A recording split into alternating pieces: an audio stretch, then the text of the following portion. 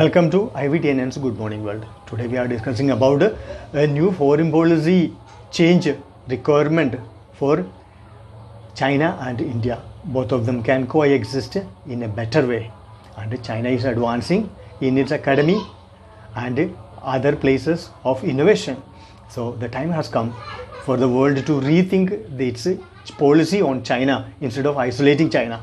And we have so many things to discuss here. Please stay with us. The world is witnessing a new trend, isolating China for everything. Earlier it was a trade related issues. All the nations have been either boycotting or creating more sanctions against China or demanding more and more concession from China to buy their product or running their trade across the world. But this trend is not good because China has shown the world that a third world country can emerge as a developed superpower, and they have done it with hard work. They might not have done research and innovation, but they have done the manufacturing for the world. They have shown the world how a country, a poor country, can become a superpower. A poor country can become a world's best manufacturing hub. So this trend of totally isolating China for everything is not good, because this will make China more belligerent and it will try to attack the neighboring countries. Third, the China will keep on innovating more and more product and machineries. Finally, the world will lose the control on China and China will go ahead with its own agenda. China's foreign policy is fully dependent on the money, concession and military might. Where they cannot win the diplomacy, they will send army if it is a neighbors. They will send ships if they are again distant neighbors. They will use their money to buy the neighbors port, they construct road, rail, exploiting their poverty, and China will also sanction against the country which use sanction against it. So China has everything because China has got a big belly. China has also got a deep pocket. Both of them the world need, because the film producers like we people need Chinese market, because China is one of the biggest market. Secondly, the world need to sell their agricultural product and food related product. Why? Because China has got a very good income and money. They can buy any product now, because China is manufacturing and selling many products for the world, from metal, for copper and for machines. Everything coming from China are much cheaper as compared to any other countries. So what happens if the China is isolated? The entire world will go standstill, because the other world like America, Britain or Europe are unable to support the rest of the world, the third world countries' machinery requirements, metal requirements, raw material requirements, even the technical requirements of the small product, micro product. So for which everyone need the factories of China. So isolating China and being the part of the Western politics will not be in the interest of the small countries which is capable of manufacturing and selling or creating agricultural product and sell to the American market. And because American market is a very small market these days, America is trying to find its own internal consumption now. But China has got a very huge market, because China can import anything now. But China is doing import only on limited product. At the same time, they make sure that they are exporting more and importing less, so that China will have a very good surplus balance in their foreign currency, and that they can use to buy other countries, in giving them economic support and buy the port and reconstruct the port. Later on, China can use it as a military base or naval base. So this Chinese foreign policy strategy one should not neglect, and we cannot survive, the world cannot survive, the global economy cannot survive without China. It is easy for the Chinese leadership to take a decision and implement. because China is ruled by one party, and the Chinese Communist Party, the Chinese people believe that they are good for them. Then what is wrong for the world, whether it is a communist party or if it is any other party, that is not the problem of the part of the world. It is the role, or it is the interest of the Chinese people, and the Chinese people who decide whom they should be ruled by. So in the meantime, what happened? Chinese Communist Party and China, if the Chinese political authority take the decision to protect the interest of the Chinese people and China as a country. Whereas when it comes to a country like India, the scene is not different. The government won't be able to take any decision for the favor of Indians. They take a decision for the favor of protecting the family rulers, protecting the industrial Mughals, the 5 to 6 family who is running this all financial system in the country, and if it is a entertainment industry, it is ruled by the few people, 4 to 5, 6 family, and they have created a kind of mafia, a kind of a group who will take a script, shoot and participate themselves and distribute the money. They won't give opening for a new talent in the group. So it is a kind of a mafia. So India has that backwardness, that limitation to compete with China. China can take interest on the Chinese people's interest, but the Indian government won't be able to take any decision in favor of the interest of the Indian citizen. They have to please the people of family rulers, the legacy politics, the family industry, everyone. They can even undermine a ruling party or a ruling government even today. China has already bought many neighboring countries, paying them a good amount, giving them long-term loan and foreign currency support, even the infrastructure construction support. So the small countries who doesn't have a capital will decide which foreign policy suits them. Their foreign policy is depend upon their interest is protected. That is why Nepal, Bhutan, Sri Lanka, all these countries are favoring China, because China is the nearest neighbor, and China can give them economical support, and China can help them in infrastructure. So there is no surprise that Sri Lanka or Nepal is coming under the hands and influence of China. Secondly, China has a long-term interest in the Europe. Many European countries will support China. They will not support America, because first of all, American presidents have already invited the anger of the European people and European leadership in neglecting or asking them to pay for the NATO. At the same time, it is certain that Trump will become the president again. So next 4 years, there is no hope for the European Union to influence America for anything. And Trump will look after only the American interest, American policy, American money, American taxpayers' interest.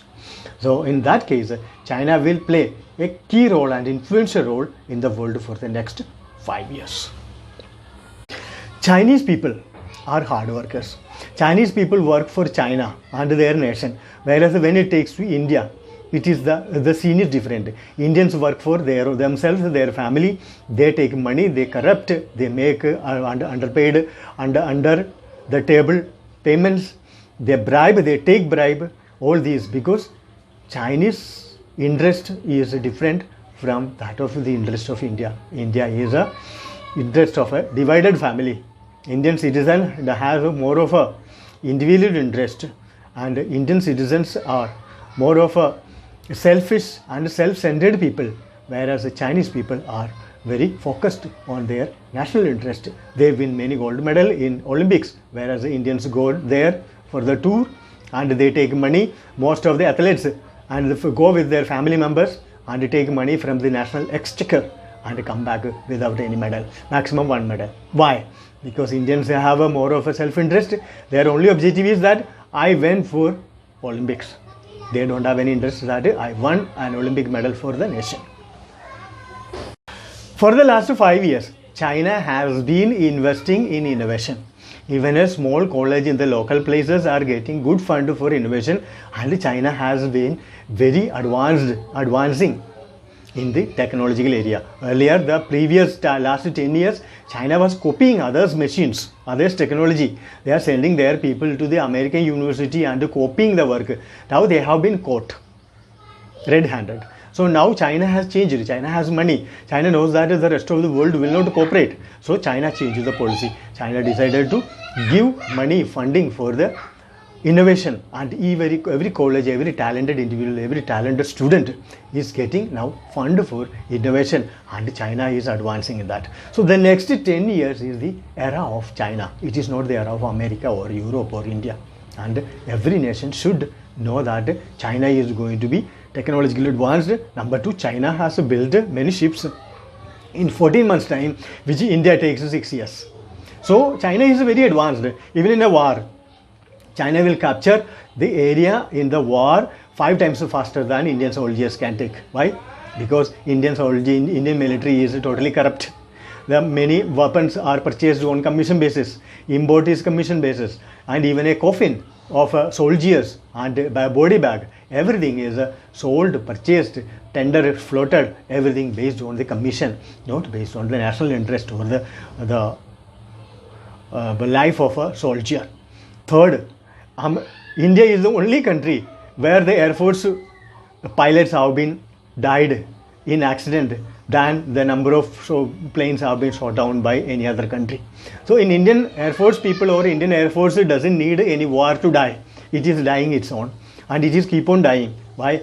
Because our opposition is oppose everything is useful for the nation, and the politicians don't get the share of the commission. They will raise the issue, they give the press conference, they delay, they go to the Supreme Court and file the case. The overall the country is getting delayed, and Indian Air Force keep on falling like a pigeon is falling from the sky, and small birds are falling from the nest and dying. Like Indian Air Force, one plane is dying almost every third day. So India doesn't require any war to die. Indian Air Force planes are automatically coming down and dying, and pilots are dying. India is the place where the pilots are dead in more of an accident than in a war. Indian firefighters, Indian Air Force fighters have lost more number of planes than any other country lost in a war. So in such a case, India is very backward. There is no point in India is trying to compare itself with China. China is ahead. China could complete building a ship and submarines in 14 months, which will India takes 6 years to 7 to 8 years and delay unless and until politicians, bureaucrats and engineers, head of the department get commission. Their share of commission. Only then they will get. Even the supplier of the steel, supplier of the coal, supplier of the welding rod, everyone has to fix a commission for Indian system, from peon to the head of the department to the director, everyone. Only then in India, Indian manufacturing of building the submarine, building the ship, building a fighter jet, building a rocket, everything will function in India. But in China it is not necessary. So it won't be in the interest of India to meddling with China at this juncture, because China is innovating. Next 10 years, China will become one of the most technologically advanced country which develop everything innovated within their own laboratory, because China is investing a lot of money in that. Like Saudi Arabia is investing in tourism, China is investing in technology, and Chinese weapons will be the most sophisticated weapon in the next 10 years. Chinese army, PLA, and Chinese naval force will have one of the most lethal weapon which is developed in the Chinese laboratory. Chinese IT sector is going to be one of the most advanced in the world.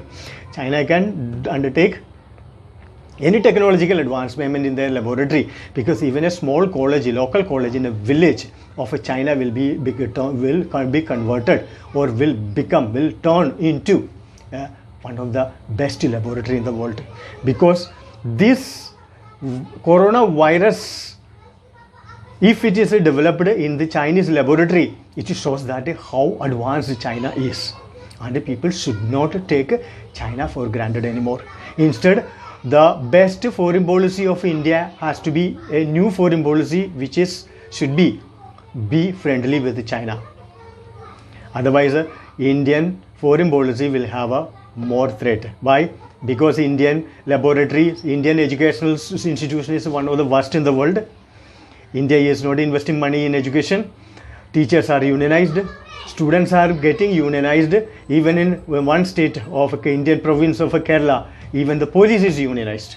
So why? Who is unionizing? The invaders. Bible, Quran and Communist Manifesto invaded to this country, the India, and the country is being indirectly controlled by them. How do they operate? Let us see. First of all, let us see how church is operating. Church is operating in a very dangerous way in India. First of all, church set up a school just adjacent to the church. Then they will give admission to the students of Hindus and they charge money from Hindus. That money they use to give scholarship to the or people who have already converted. So Hindus are getting punishment for not converting. Secondly, the people who have converted exploiting Hindus who refuse to convert and they are taking money from the pocket of Hindus to grow. Third, the money extracted from the hospitals run by church, the college, engineering college, professional institutions, schools and other institutions. The extracted money is using to convert poor Hindus in the tribal area, in the village area, and most of the people are migrating from the province of Kerala of India. Why? Because that is the place most of the church has got maximum grip and church has established there. So this is slowly but steadily India is falling into the hand of Bible, Quran and Communist Manifesto. This country is will be converted into the complete church-based center unless and until concrete steps should be taken. What concrete step? Don't allow them to set up any school, college, NGO, anything independently. It should have at least 85% share of the Hindu corporation, any Hindus corporation. Otherwise what happen? They will use that money for the converting more people. And say 65% of the all seat should be reserved for the Hindus and Hindus should not be allowed to be paid for any money and don't allow them to charge any fund any fee from Hindus if they want to set up any school or NGO, college, institution. From that way we can control them. Otherwise what will happen? The money the Britishers used the princely states to extract money from the princely states and the taxpayers money of Indians to maintain their army in India and used that army to defeat Indian princely states. The same thing is going to happen. That is what happened in the Northeast. It should not be allowed to happen in India. The Northeast has become one of the most influential area and it is under the strict complete control of the church. It should not happen. So we should not allow them to set up any school, college unless until 85% of the shareholders are Hindus. This is the only thing is required. Then the money they cannot charge from any Hindu student if they admit them. 65% of the seat should be reserved for Hindus and it should be free for them. Quality of education should not be lesser than those who have got admission without any fees. This will contain them. Number two, the newspaper like Manorama, Kerala Times and the other newspaper, they influence, they should be converted into 85% shareholder for the church and if shareholder for the Hindus corporation or a trust and the other 15% only should be allowed for the church. Otherwise they will become the owner of like a South Korea tomorrow. India should learn from China how to convert even a school into a innovation laboratory. And the teachers' mindset should be changed. The unionization of the teachers should be banned completely. Student union should be banned. No election in the students. Only those who have got the highest score should become the leader of the school.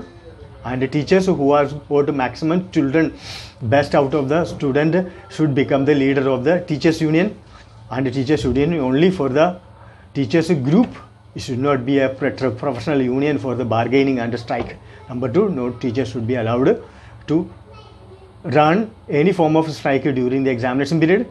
If any teacher's class should not performed or any teacher doesn't attend the class properly, she should be immediately punished and decommissioned from the service. With this remedy, India will start progressing slowly and the next 10 years India can match China. Otherwise China will take over the world. India will become a puppet of other countries, or India will have to surrender its northeastern part of the states today or tomorrow to China. China will take over it. So the time has come for India to try to find out an amicable foreign policy that would be friendly with China, and both countries can progress very easily. With this, we are ending this week's IVTNN's Good Morning World. And thank you for watching IVTNN's Good Morning World. Have a nice day.